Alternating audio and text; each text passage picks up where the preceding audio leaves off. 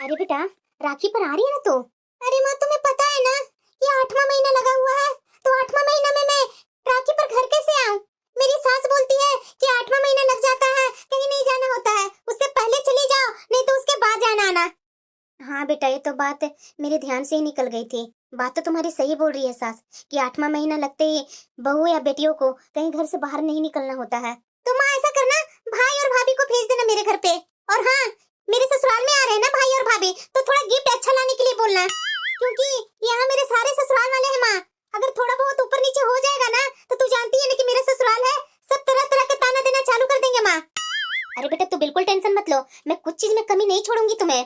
ठीक है माँ, समय पर भाई और भाभी को भेज देना। हाँ ठीक है बेटा, ऐसा करती हूँ, बहू को अभी बोल देती हूँ, ताकि वो बाजार जा करके मेरी बिटिया के लिए सब अच्छे अच्छे सामान लेकर के आ जाए। और वैसे भी मेरा बेटा शाम को तो घर आ ही रहा होगा, दोनों तैयार होकर के चले जाएंगे और अच्छे से अच्छे मेरी बिटिया को देने लायक सामान खरीद कर ले आएंगे।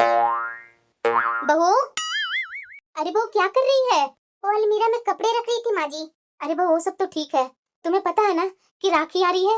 हाँ माँ जी, मुझे पता है, अभी तो समय है ना रक्षाबंधन आने में। अरे बहू, समय तो है, लेकिन देख बहू, इस बार तुम्हारी ननद राखी पर यहाँ नहीं आएगी अपना मायके। पर क्यों माँ जी? अरे बहू, तुम्हें पता नहीं है कि अभी मेरी बिटिया के 8वां महीना लग गया है। 8वां महीना में कहीं मायके या कहीं और नहीं जा सकती है, इसलिए इस राखी पर तुम्हें और मेरा बेटा को दोनों को उसके घर जाना होगा। और तू तो जानती है बहू कि रक्षाबंधन साल में एक बार ही आता है। हाँ माँ जी, मुझे पता है, आप चिंता मत कीजिए। देखो बहू, मैं ध्यान से तुम्हें बोल रही हूँ कि गुलाबो तुम्हारी इकलौती ननद है, अपनी इकलौती ननद को उसके ससुराल में तुम लोग जाकर के बेइज्जती मत करवा देना। अपनी तरफ से कुछ अच्छा गिफ्ट ले जाना मेरी बिटिया के लिए राखी पर। पर माँ जी, हम लोग तो हर साल रक्षाबंधन पर दीदी को अच्छे से अच्छे उपहार देते हैं, और वैसे भी हमारी जितनी औकात रहेगी उसी के अनुसार न देंगे गिफ्ट दीदी को। बस बहू, बहुत बोल रही है तुम, दिखा रही है ना अपनी नौटंकी। तुम्हारे खुद के भाई के लिए, तुम्हारी बहन के लिए तो बहुत पैसे निकलते हैं। जब जब तुम्हारे यहाँ भाई बहन भाभी आई है ना, तब तब उन लोग को अच्छे से अच्छे उपहार दिए तुम, और जब ननद की देने की बारी आती है तो तुझे अपनी औकात दिखने लगती है। क्या बोल रही है तुम कि जितनी औकात है उतना ही दूंगी अपनी ननद को? अरे ऐसे कैसे बोल रही है? जब देखो तब जब ससुराल वालों को कुछ देने की बारी आती है ना, तो तुम अपना ये रोना लेकर के बैठ जाती है। अरे तुमसे तो बात ही करना बेकार है। अब मेरा बेटा आएगा ना, तो मैं अपना बेटा से ही बात करूंगी। माँ जी क्या क्या बोले जा रही है? मैं भला अपनी ननद को क्या कुछ नहीं देती हूँ? अरे बेटा, आ गया तू, आ बैठ, तेरे से मुझे कुछ बात करनी है। क्या हुआ माँ, इतना गुस्सा में क्यों है तू? अरे बेटा, तुझे पता है ना कि राखी आने वाली है? हाँ माँ, मुझे सब पता है। और तुझे ये भी पता है कि गुलाबो तुम्हारी इकलौती बहन है? हाँ माँ, मुझे सब पता है, लेकिन तुम ये सब क्यों बोल रही है? ये सब तुम्हारी पत्नी की वजह से। बताओ, अपने ससुराल वालों पर तो भर भर कर पैसे लुटाती है, जब अपनी ननद की बारी आती है तो ये अपने पैसों को लेकर रोना लेकर के बैठ जाती है। अरे बेटा, तुम्हारी वो गुलाबो बहन है ना, और रक्षाबंधन आ रहा है, तो तुम्हें अच्छा से अच्छा उपहार ही देना होगा ना अपनी बहन की रक्षाबंधन में। तुम तो बेटा खुद ही समझदार हो, तुम्हें क्या मैं समझाऊं? अभी अभी गुलाबो का फोन आया था, वो बोल रही थी कि राखी पर मैं नहीं आऊंगी माँ, भाई भाभी को भेज देना। जब तुम्हारी पत्नी से बोलने गई तो वो तो पैसों को लेकर रोना रोने लगी। जैसे तुम्हारी पत्नी बोल रही है, अगर तू भी वैसा ही बोलेगा तो मैं क्या बोलूंगी बेटा? अरे क्या माँ, इतनी छोटी बातों पर क्या बहस करने बैठ गई? और रक्षाबंधन का अभी समय है, और वैसे भी गुलाबों को तो हर साल मैं अच्छा से अच्छा उपहार देता हूँ। माँ तो बेकार में गुलाबों को लेकर के बहस करने बैठ जाती है। क्यों नहीं बहस करूं बेटा? अरे मैं उसकी माँ हूँ, मैं अपनी बिटिया को चिंता नहीं करूंगी तो और कौन करेगा? तुम्हारी पत्नी कर लेगी। ठीक है माँ, अभी मुझे हाथ पैर धोने दो, उसके बाद बैठ करके बात करूंगा। हाँ ठीक है। माँ तू बिल्कुल चिंता मत करो, मैं अभी जा रहा हूँ ना बाजार, मैं अच्छे से अच्छा उपहार लाने का कोशिश करूंगा, तुम्हें कोई शिकायत का मौका नहीं दूंगा। हाँ बेटा, यही होना चाहिए। चलो पूनम। पूनम, मुझे तो समझ में नहीं आ रहा है कि मैं यहाँ से क्या लूँ, सोना का रेट भी बहुत बढ़ा हुआ। अरे देख लीजिए ना, जो आपके बजट में हो वो ले लीजिए। चलो ना, तू ही पसंद कर दो ना, मुझे तो कुछ समझ में नहीं आ रहा है कि मैं क्या लूँ क्या नहीं। अच्छा ठीक है चलिए। अरे बुआ जी, देखिए ना, बुआ जी और फूफा जी दोनों हैं। कहाँ है पूनम? वो लग रहा है एटीएम मशीन से पैसे निकाल रहे हैं फूफा जी। आप ना दीदी के लिए जो लेना है वो लीजिए, पसंद कर लीजिए अच्छे से। मैं जब तक फूफा जी से और बुआ जी से मिल करके आती हूँ। बुआ जी से मिले हुए बहुत दिन हो गए, और वैसे भी बुआ जी तो इतने दिन से अपने घर आए ही नहीं है। चलिए ना, राखी पर बुआ जी को बोल देते हैं आने के लिए, उन्हें बहुत अच्छा लगेगा। मेरी भतीजे की बहू और भतीजा सामने से बोल करके गया है राखी पर आने के लिए। चलिए ना जल्दी, पैसे निकाल करके चले जाएंगे फूफा जी, और हम लोग मिल भी नहीं पाएंगे। अच्छा तो ठीक है, चलो पहले मिल लेते हैं, उसके बाद आकर के ले लेंगे गुलाबों के लिए उपहार। हाँ ठीक है, चलिए। बुआ जी, फूफा जी, नमस्ते बुआ जी, नमस्ते फूफा जी। अरे खुश रहो बहू, खुश रहो। खुश रहो बहू, तुम इधर। नमस्ते बुआ जी, फूफा जी। अरे बेटा खुश रहो, खुश रहो। अरे बेटा, तुम्हें कितने दिनों बाद में देखी। बुआ जी कैसे हैं आप? ठीक ही हूँ बहू। बुआ जी, आपको क्या हुआ? आप इस तरह से उदास क्यों हो गई? अरे बहू, इधर मैं हॉस्पिटल आई थी, बस वही घुटने के इलाज के लिए आई थी। तो सब ठीक है ना बुआ जी? आपने दिखवा लिया? अरे बहू, दिखवाने से क्या होता है, ये दर्द खत्म होता ही नहीं है। अरे सोहम बेटा, हाँ बोलिए ना बुआ जी। राखी आ रही है बेटा, अपने पापा को 5 मिनट के लिए ही मेरे घर भेज देना बेटा। पता है बेटा, सबको मैं देखती हूँ अपने भाइयों को राखी बांधते हुए ना, तो मुझे बहुत बुरा लगता है बेटा। मेरा भाई के होते हुए मैं अपने भाई को राखी नहीं बांधती हूँ बेटा। कितने साल हो गए बेटा, मैं अपने भाई को राखी नहीं बांधी हूँ बेटा। तुम लोग मेरे भाई को 5 मिनट के लिए भी मेरे ससुराल नहीं भेजते हो। अरे बुआ जी, तो आप आ जाइए ना अपना मायके। अरे बहू, मैं कैसे आऊँ? जब भी मैं आने से पहले भाभी के पास फोन करती हूँ तो भाभी बोल देती है कि भैया आपका यहाँ नहीं है। या तो कभी मेरी भाभी को लगता है मैं पैसों के लालच में राखी बांधने आती हूँ भैया को, इसलिए बहू राखी के दिन मैं अपना मायके आना ही छोड़ दी हूँ। पर बेटा, मुझे पैसों की कोई लालच नहीं है। इस बुढ़ापे में पैसों को लेकर के क्या करूंगी बेटा? भाई के आने से मैं खुश हो जाती हूँ। भाई के कलाई में अगर मैं राखी बांध दूं ना, तो मेरे लिए लाखों उपहार से कम नहीं होता है। मुझे सब कुछ मिल जाता है बेटा। बुआ जी, आप रो क्यों रहे हैं? प्लीज मत रोइए बुआ जी, बिल्कुल मत रोइए बुआ जी। इस बार आपकी राखी ऐसी सुनी सुनी नहीं जाएगी। हम लोग माँ जी को समझाने की कोशिश करेंगे बुआ जी। ना बहू, भाभी को तुम कुछ मत कहना, नहीं तो भाभी मुझसे बोलेंगी कि मैंने उनकी बहू को बिगाड़ दिया है, मैंने उनकी बहू को उनके खिलाफ चढ़ा बढ़ा दिया है। बहू, तुम्हारा भी तो मायका है ना, तू भी जानती है मायके का मोह क्या होता है। बहू, मायके का तो मोह मरते दम तक खत्म नहीं होता, चाहे मायके से प्यार मिले या ना मिले, मान सम्मान मिले या ना मिले, लेकिन हम लड़कियों को बुढ़ापे तक मोह खत्म नहीं होता है मायके से। बहू क्या करूं बहू, खुद को मनाने की बहुत कोशिश करती हूँ, पर मैं बहुत मजबूर हो जाती हूँ, खुद को मना नहीं पाती हूँ, और त्योहार पर तो आंसू निकल ही जाते हैं। तुम तो जानती हो ना बहू कि तुम्हारी सास हर समय मायके जाते रहती है, लेकिन मेरे बारे में एक जरा सा भी नहीं सोचती। इसलिए बहू, मैं मायके आना धीरे धीरे कम करती हूँ, और खासकर राखी वाले दिन तो मैं कभी नहीं आती हूँ, क्योंकि भाभी को यही लगता है कि मैं अपने भाई को पैसे ऐंठने के लिए आती हूँ। बुआ जी, अब चुप हो जाइए, बिल्कुल भी मत रोइए, बिल्कुल अब चिंता मत कीजिए बुआ जी। मैं आपको बोलती हूँ, इस बार पापा जी आपके दरवाजे पर जरूर जाएंगे और राखी भी बंधवाएंगे, और राखी भी बंधवाएंगे। बस आप अपनी राखी की तैयारी कीजिए। बहू, मैं तुम्हारे हाथ पैर जोड़ती हूँ, भाभी से कुछ मत बोलना बहू, भाभी खामखा चिढ़ जाएंगी तुम्हारे ऊपर और मेरे ऊपर भी। बुआ जी, आप माँ का स्वभाव तो शुरू से ही जानते हैं, माँ का स्वभाव तो शुरू से ही थोड़ी कड़क है, छोटी छोटी बातों पर चिढ़ जाती है। पर प्लीज बुआ जी, आप माँ की बातों पर ध्यान मत दीजिए। प्लीज बुआ जी, आप अपना मायके आना जाना मत छोड़िए। नहीं बेटा, एक समय के बाद छोटी छोटी बातें भी बर्दाश्त नहीं होती है। पहले तो भाभी की छोटी बड़ी सारी बातें बर्दाश्त की, लेकिन अब तो एक भी बात बर्दाश्त नहीं होती है बेटा। बस बहू, तुम अपनी सास से कुछ मत बोलना। मैं तो तुम लोग को देख करके अपने आप को रोक नहीं पाई, और मैं अपनी तकलीफ तुम लोग को सुना दी, क्योंकि राखी है ना बहू, हर तरफ राखियां ही राखियां मिल रही है। ये सब देख करके मेरा बहुत आत्मा कचोटता है कि ये राखी का त्योहार में मैं अपने भाई को राखी नहीं बांध पाती हूँ, अपने भाई से मिल नहीं पाती हूँ। पता है बहू, ये सब दिल की बातें मैं अपने घर में भी किसी को नहीं सुना सकती, क्योंकि बहू मुझे ताना सुनाने लगती है कि देखिए ना, आपके मायके में कोई पूछता नहीं है। बुआ जी, आप बिल्कुल टेंशन मत लीजिए, किसी चीज की टेंशन मत लीजिए कि मैं जा करके घर पर माँ जी को बताऊंगी आपके बारे में। मैं कुछ नहीं माँ जी से बोलूंगी बुआ जी। बस इस बार तो राखी पर अपने भाई का आने का तैयारी कीजिए। क्यों, मैं सही बोल रही हूँ ना? इस बार पापा जी जाएंगे ना बुआ जी के घर? हाँ बुआ जी, आप बिल्कुल टेंशन मत लीजिए, इस बार मैं पूरी कोशिश करूंगा कि पापा को आपके घर भेज सकूं। अगर पापा नहीं आएंगे ना, तो मैं खुद ही आपको लेने आऊंगा। क्योंकि इस बार तो पापा राखी वाले दिन कहीं भी नहीं जाने वाले हैं। अब तो रिटायर भी हो गए हैं। रिटायरमेंट होने के बाद पापा तो दिन भर घर में ही रहते हैं बुआ जी। अच्छा, ऐसी बात है बेटा। तो ठीक है, मैं खुद ही आ जाऊंगी राखी पर भाई को राखी बांधने। अरे कमला, सारी बातें यही करेगी क्या? अरे चलो ना, घर चलो। ठीक है बुआ जी, आप आराम से अपना घर जाइए, बिल्कुल चिंता मत कीजिए। ठीक है बेटा। देख रहे हैं ना जी, माँ जी को तो बहुत गंदा व्यवहार है बुआ जी के साथ। देखा ना, अपनी माँ की चालाकी, अपनी बेटी के लिए कितना चिंता है उन्हें। हर बार इतना अच्छा अच्छा उपहार देने के बाद भी माँ जी हमेशा धमकाते रहती है कि ऐसा उपहार लेकर जाना, वैसा उपहार लेकर के आना।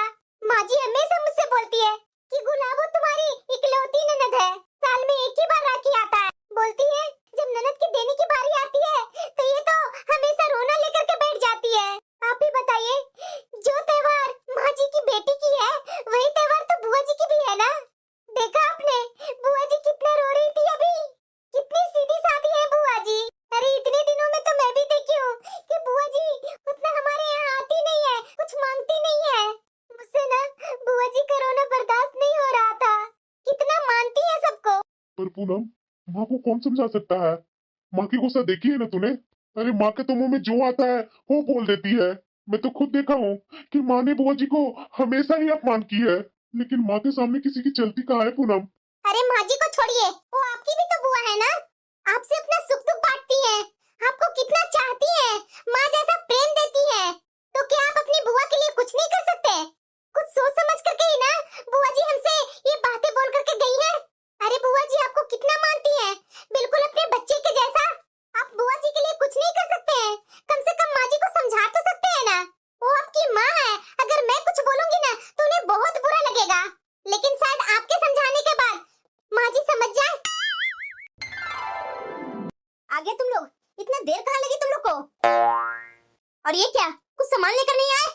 माँ मैं अभी बाजार से ही आ रहा हूँ, लेकिन जैसा गुलाबों को गिफ्ट देना चाहता हूँ वैसा तो कुछ बाजार में आया ही नहीं है, तो मैं उसे बोल करके आया हूँ। तो उसने बोला है कि अभी तो टाइम है ना, तो एक दो दिन में मैं उपहार ले आऊंगा, आप पसंद कर लीजिएगा। थोड़ा जल्दी करना, टाइम नहीं है अब राखी का। अच्छा ठीक है माँ। वैसे माँ एक बात पूछूं क्या? हाँ पूछो।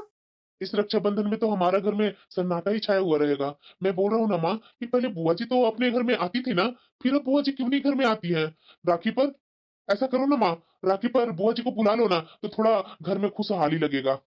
हाँ माँ जी, आपका बेटा बिल्कुल सही बोल रहे हैं। इस रक्षाबंधन में तो हमारा घर में सन्नाटा ही छाया हुआ रहेगा। बहू, वो मेरी ननद है, वो मैं समझ लूंगी, तुम अपनी ननद पर ध्यान दो ना। और वैसे भी बहू, इतने बुढ़ापे में कौन रक्षाबंधन मनाता है? हाँ? और वैसे भी ये रक्षाबंधन का त्योहार ना छोटे छोटे नए नए बच्चे का त्योहार है, अरे ये बुढ़े बुढ़ियों का त्योहार नहीं है। हाँ? पर माँ जी, वाजी क्या? अरे इस उम्र में वो रक्षाबंधन मनाएंगे? इतने बुढ़ापे में कोई राखी बांधने आता है क्या मायके? अब ये तुम्हारी बुआ जी 100 साल तक जिंदा रहेंगी तो तुम्हारे ससुर जी 100 साल तक राखी बंधवाते रहेंगे। और वैसे भी मैं अपनी बेटी को देखूं या जिंदगी भर अपनी ननद को देखूं, मेरी बेटी हो गई है तो मैं अपनी बेटी की ही देखूंगी ना कि ननद को देखूं। पर माँ जी, इतने दिनों में तो मैं बुआ जी को अपने घर में कभी देखी ही नहीं हूँ आते हुए। बहन बेटियों को तो हक होता है माँ जी तीज त्योहार पर। अच्छा? हाँ? हर तीज त्योहार पर तुम्हारी बुआ जी को बुलाते रहूंगी, देते रहूंगी, इतनी कमाई नहीं है हमारी इस बुढ़ापे में, अभी तक मैं अपनी ननद पर ही लुटाऊं। और हाँ बहू, इस राखी पर अपनी बुआ को बुलाने का मन से विचार हटा ही दो। अगर इस राखी से पहले तुम्हारी बुआ जी का फोन आता है ना, तो वो फोन मुझे दोगी, खुद नहीं बात करोगी। सच में आप सही बोल रहे थे कि माँ नहीं मानेगी। मुझे तो बुआ जी के लिए बहुत दया आ रही है, बुआ जी के ऊपर क्या बीत रही होगी। हाँ पूनम, मुझे भी बुआ जी के लिए बहुत ही तकलीफ हो रही है। बेचारी के पास जिंदगी ही कितनी बची है। अपने भाई के साथ त्योहार मनाना चाहती है, अपने भाई को राखी बांधना चाहती है, यहाँ इस घर में आना चाहती है, तो इतनी इच्छा तो बुआ जी की होनी ही चाहिए। और वैसे भी हम लोग को होने से पहले बुआ जी का ये घर था। आप कुछ कीजिए, क्योंकि माँ जी जो कह रहे हैं ना वो सही नहीं है। सोचिए, अगर यही सब बात माँ जी की बेटी के साथ होगी तो माँ जी को कैसी लगेगी? बेचारे दादा दादी नहीं है, अगर वो होते तो उन्हें कितनी तकलीफ होती। वाह पूनम, बातों बातों में एक आइडिया तो दे ही दी। क्या? जो बुआ जी के साथ मेरी माँ कर रही है ना, अगर यही सब बातें गुलाबों के साथ होगी तो माँ को कैसा लगेगा? क्या? आप क्या कहना चाह रहे हैं? मैं समझ नहीं पा रही हूँ। अरे पूनम समझो मत, बस तू देखती जा। और मैं तुम्हें जैसे जैसा करने के लिए बोलता हूँ ना, तो बस वैसा ही करते जा। फिर देखना माँ का कैसे अकल ठिकाने आता है। लेकिन आप बताइए तो सही, क्या करना होगा? अरे पूनम, राखी का बस 2 दिन है। बस 2 दिन तुम इंतजार करो। 2 दिनों के बाद तुम देखना कि मैं क्या करता हूँ और माँ के कैसे अकल ठिकाने लगाता हूँ मैं। और मैं तुम्हें बोलता हूँ कि इस बार बुआ जी अपने घर में रह करके रोएंगी नहीं, बल्कि अपने भाई को राखी बांधेंगी। सोहम, आज राखी का दिन है और अभी तक तुम दोनों घर पर हो? अरे पूनम, हाँ बोलिए ना। तुम तो आज बोल रही थी मेरे लिए स्पेशल पोहा बनाने वाली थी, वो कब बनाएगी? अभी जाकर बनाती हूँ। अरे सोहम, मैं तुमसे बातें कर रही हूँ। अरे माँ हाँ, क्या बोल रही थी? तुम्हारी बातों पर मैंने ध्यान ही नहीं दिया था। मैं क्या बोलूँ माँ, पूनम बोल रही थी ना कि मैं पोहा बहुत अच्छा बनाती हूँ, इसलिए मैं इसे पोहा बनाने के लिए बोल रहा था। अरे बेटा, ये खाने पीने के चक्कर में क्या लगा हुआ है? आज तुम्हें पता है ना कि त्योहार का दिन है और तुम्हारी बहन कब से इंतजार कर रही है तुम्हारा, और तू यहाँ बैठ करके खाने का सपना देख रहा है। जा अपनी बहन के यहाँ जल्दी जा, देर हो जाएगी। क्योंकि तुम्हें पता है ना कि जब तक मेरी बेटी तुम्हें राखी ना बांध लेगी तब तक वो खाना नहीं खाएगी। अब बता, ऐसी हालत में कब तक उसे भूखे रखेगा? अरे हाँ माँ, मैं चला जाऊंगा, मुझे कुछ जरूरी काम है, वो मैं पहले निपटा लेता हूँ, उसके बाद चला जाऊंगा। अरे कहाँ जा रहा है सोहम? मैंने कहा ना माँ, मेरा एक काम है, वो काम मैं कर लेता हूँ, उसके बाद चला जाऊंगा। देख लो बहू, ये कितना लापरवाह होते जा रहा है। इसे तो अपनी बहन का जरा सा भी चिंता नहीं है। बेचारी सुबह से अपना भाई का आशा देख रही है। अरे बहू जाना, अपने पति को समझाना, जल्दी तैयार होने के लिए बोलो अपनी बहन के यहाँ जाने के लिए। अरे माँ जी, आप जानते हैं ना कि आपका बेटा कहाँ किसी का सुनते हैं। लेकिन फिर भी माँ जी, आप मुझे बोल रही है ना, तो मैं इन्हें मनाने की कोशिश करूंगी कि हम लोग दोनों जल्दी ही दीदी के घर पहुँच जाएं। हाँ, जाकर के अपने पति को समझाओ, मेरी बेटी भूखे प्यासे कब तक बैठी रहेगी इस हालत में। ठीक है माँ जी। पता नहीं इस लड़के का क्या हो गया है। मैंने तो सोची थी कि जल्दी ही मैं अपने बेटे को अपनी बहन के यहाँ भेज दूंगी, लेकिन मेरा बेटा को पता नहीं इस बार क्या हो गया है। माँ जी, ये तो बस शुरुआत है, आगे आगे देखिए कि होता क्या है। आने वाले समय में इतना बड़ा बम फूटने वाला है ना कि आपका आंखें ही धुंधला जाएगा। और हाँ, अब तक जितनी गलतियाँ की है ना, वो गलतियाँ भी आपको दिखने लगेगी। अरे बेटा, मैं पिछले 1 घंटे से देख रही हूँ, ये मोबाइल में क्यों घुसा हुआ है? तुम्हें पता है सुबह से गुलाबो को कितने बार फोन आ गया है? वो बेचारी अपने घर में भूखे प्यासे बैठी है। और वैसे तूने क्या गिफ्ट लेकर के आया है? वो गिफ्ट भी नहीं दिखाया तुम लोगों ने। अरे तूने क्या खरीदा अपने बहन को गिफ्ट देने के लिए? वो तो दिखा दे। अच्छा ठीक है माँ, मैं अभी गिफ्ट दिखाता हूँ। पूनम, हाँ बोलिए।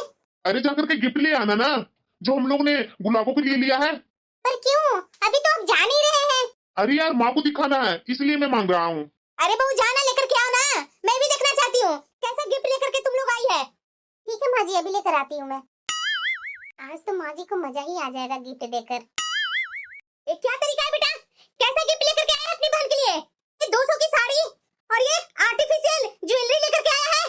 तो क्या हुआ माँ? अरे तुम्हें शर्म नहीं आ रही है? मैंने तुम्हें कितनी बार समझाया था कि उसके ससुराल में अपनी बहन के लिए अच्छा गिफ्ट लेकर के जाना। उसके ससुराल वाले क्या सोचेंगे ये गिफ्ट देखकर? अरे साल में एक ही बार तो राखी का त्योहार आता है और उसमें ये उपहार ले जाकर के अपनी बहन को पकड़ाओगे? अरे माँ, इससे ज्यादा मेरी बस की बात नहीं है, मेरे पास और भी खर्चे हैं माँ। एक ये राखी का त्योहार में इतने महंगे मैं गिफ्ट ले लूंगा और खर्च में कहाँ से कर पाऊंगा? अरे बेटा जरा बताना, कौन सा खर्चा बढ़ गया है जो अपनी बहन को देने के लिए तुम्हें खर्चा के बारे में सोचना पड़ रहा है? इस साल भर के पर्व में अपनी बहन को एक ढंग का गिफ्ट नहीं दे सकते हो? अरे इससे अच्छा तो है कि बहन के हाथ में जाकर के तो 5000 रुपया ही दे दे, इससे कहीं बेहतर होगा। माँ जी, आपने ही कहा था ना कि मैं अपनी ननद के चक्कर में बेटी को अनदेखा नहीं कर सकती। तो मेरी भी तो अभी अभी बेटी हुई है, उसकी भी जिंदगी के लिए मैं जोड़ करके पैसे नहीं रखूंगी तो कल के उसका पढ़ाई लिखाई कैसे करवाऊंगी? बताइए, कैसे उसकी शादी करवा पाऊंगी? बताइए माँ जी, मुझे अपनी बेटी की चिंता नहीं है, मैं अपने ननद की ही देते रहूं सिर्फ। कल की हमारी बेटी बड़ी होगी, उसकी शादी करवानी पड़ेगी, फिर कल के हम लोग उसके दान दहेज के व्यवस्था कहाँ से करवा पाएंगे? आपके सिखाने के बाद ही तो मुझे समझ में आया है बेटी के लिए 10 पैसे जमा करना बहुत जरूरी है।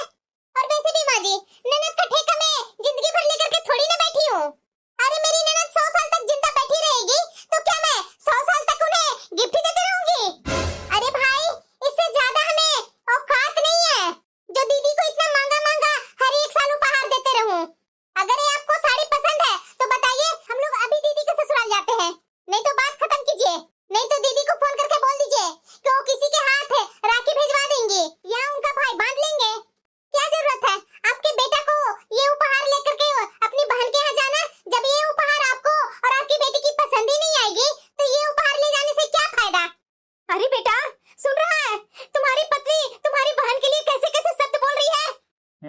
तुम्हारी बहू गलत कहाँ बोल रही है, सही तो बोल रही है। हमारी भी एक बेटी है। अगर मैं इतने महंगे महंगे उपहार गुलाबों को देते रहूंगा तो हमारी बेटी का भविष्य के लिए क्या बचेगा? कुछ भी नहीं। और वैसे भी बहुत हो गया राखी, इतने सालों तक तो गुलाबो मुझे राखी बांधी दी है। और वैसे भी वो एक छोटी बच्ची नहीं ना है कि राखी बांधने आएगी। और वैसे भी ये राखी का त्योहार तो नए नए बच्चे का है ना, हम लोग तो पुराने हो गए हैं। ये मेरी बेटी बहू तो मेरे बोले हुए बात ही मुझे उलट करके बोल रहे हैं। ये 4 बज गए और ये अभी तक मेरा बेटा अपनी बहन के यहाँ नहीं गया है। और जाएगा तो ये उपहार लेकर के तो क्या इज्जत रह जाएगी। पूनम, ये उपहार जो लेकर के आई है ना, जाओ कमरे में जाकर के रख दो। माँ नहीं चाहती है कि ये उपहार लेकर के गुलाबों के यहाँ मैं जाऊँ। देखा जी, देखा आपने, ये हमारा बेटा कितना बदल गया है। मुझे तो लग रहा है ना, ये बहू नहीं मेरा बेटा को कुछ ना कुछ जरूर पट्टी पढ़ाई है। आप बोलते क्यों नहीं है कुछ? मेरी बेटी कितने बार सुबह से फोन कर चुकी है, अभी तक मेरी बेटी भूखे प्यासे बैठी है, लेकिन ये लड़का जाने का नाम नहीं ले रहा अपनी बहन के घर। और वो भी अगर जाने का नाम लेगा भी ना तो बताइए 200-300 की साड़ी और एक आर्टिफिशियल गहने लेकर के जा रहा है। ऐसे कैसे जाएगा जी अपनी बहन के घर? और वो भी राखी के दिन। बताइए जरा जीते जी, इस घर में मेरी बेटी के साथ क्या क्या हो रहा है? मेरे मरने के बाद क्या होगा जी? मेरे मरने के बाद तो मेरा बेटा मेरी बेटी को पूछेगा तक नहीं। अरे आप कुछ कहते क्यों नहीं है? अब मैं क्या बोलूं आशा, तुम तो मुझे घर के मैटर से दूर रहने को बोला है, इसलिए मैं कुछ नहीं कर सकता। मुझे तो लगता है ना कि कोई ना कोई बात उसके मन में चल रहा है, इसलिए मेरा बेटा इस तरीके से बात कर रहा है। लेकिन मेरा बेटा ऐसा है नहीं, और ना ही मेरी बहू ऐसी थी। सच बताओ, तूने कुछ बोली है क्या बहू बेटे से? हाँ जी, मैं बोली हूँ दोनों से। मुझे तो लगता है ना कि मैं अपनी ननद के साथ जैसा व्यवहार की हूँ ना, वो तो मेरा बेटा देखते ही आया है। हम मेरी बहू भी समझ गई है, इसीलिए इस तरीके से मेरी बेटी के साथ ये दोनों कर रहे हैं। अभी कुछ दिन पहले बहू बेटा बोल रहा था कि बुआ को बुला लो यहाँ पर, लेकिन मैंने मना कर दिया। शायद यही बात बहू बेटे के मन में लग गई है। शायद मेरी ही गलती है। मैं उस समय तक समझ नहीं पा रही थी, क्योंकि उस समय बात मेरी ननद की थी, लेकिन अब मेरी बेटी की बात आ गई है। अब मुझे एहसास हो रहा है कि मायका क्या होता है, त्योहार क्या होता है। सच में जी, त्योहार मनाने के लिए उम्र नहीं देखी जाती है, त्योहार तो सबके लिए होता है ना। मैं तो तुम्हें हमेशा बोलते रहा, लेकिन तूने कभी मेरी बात सुनी? मेरी बहन के यहाँ जाने से हमेशा रोकते टोकते रही। देखो आज क्या हाल है। अगर तुम अपना बर्ताव बदल लो ना तो शायद हमारा घर सही हो जाए। हाँ जी, बात तो आप बिल्कुल सही बोल रहे हैं। मैंने गलती की है, अपनी ननद को कभी नहीं पूछती थी कि हाँ आप आइए। सच बोल रहे हैं आप, मेरी ही गलती है इन सब में। मैंने ही आपको इस घर के मैटर से दूर रहने के लिए बोला, आपकी बहन को आपसे दूर रखा। मैंने तो आपकी बहन को राखी तक चढ़वा दी। जब आज मेरी बेटी पर आई तो आज मुझे समझ में आया कि मैंने अपनी ननद के साथ बहुत बुरा किया। बेटा, बहू, क्या हुआ माँ? बेटा मुझे माफ कर दो, मेरी ही गलती थी। मैं ना जाने कैसे भूल गई थी, मैं समझ ही नहीं पाई थी। जब तू अपनी बुआ के बारे में बात कर रहा था ना, उस समय मैं अपनी ननद के नजरिए से देख रही थी, लेकिन आज मेरी बेटी की बात आई ना तो मुझे आज अपनी गलती का एहसास हो रहा है। बेटा, मैंने तुम्हारी बुआ के साथ बिल्कुल भी ठीक नहीं की, और यही देखते देखते बहू भी सीख गई, और बहू भी अपनी ननद के साथ वैसा ही कर रही है।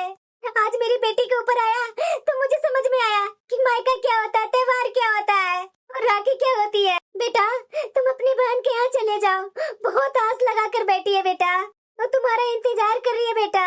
और मैं अभी के अभी तुम्हारे पापा को तुम्हारी बुआ के यहाँ भेजती हूँ, और वो भी खाली हाथ नहीं, महंगे से महंगे साड़ी देकर। बेटा, मुझे समझ में आ गया है, सारी गलती मेरी ही है। माँ, पापा को बुआ जी के यहाँ भेजने की जरूरत नहीं है, क्योंकि बुआ जी को मैं यहाँ बुलवा लिया है। अभी कुछ समय में बुआ यहाँ आती ही होंगी। एक तीज त्योहार ना रुपये पैसे की लालच के त्योहार नहीं है माँ। एक बहन अपनी भाई को राखी लालच के तौर पर नहीं बांधती है कि उसके बदले महंगा से महंगा उपहार मिलेगा, बल्कि माँ ये राखी तो भाई बहन का एक दूसरे का विश्वास का प्रतीक है, जिसे आपने रुपये पैसे और उपहारों से तौल दी है। भैया, दीदी आ गए आप? हाँ भाई, मैं आ गई। मैं आज इतने सालों बाद मैं तुम्हारे कलाई में राखी बांधूंगी। भाभी, मैं आपसे विनती करती हूँ कि इस राखी पर मुझे यहाँ पे कोई उपहार देकर के उसका मूल अदा मत कर दीजिएगा। मुझे तो इस राखी पर मेरे भाई का थोड़ा सा प्यार और उन पर हक चाहिए, और बदले में कुछ नहीं। भाभी, दीदी मुझे माफ कर दीजिए। दीदी, मैंने आपके साथ बहुत बुरा किया, मैंने आपको अपने भाई से दूर कर दी, आपको रक्षाबंधन के त्योहार से वंचित कर दी। सब मेरी ही गलती है दीदी। कहते हैं ना लोग कि इंसान की गलती की सजा इसी जन्म में भुगतनी पड़ती है। देखिए ना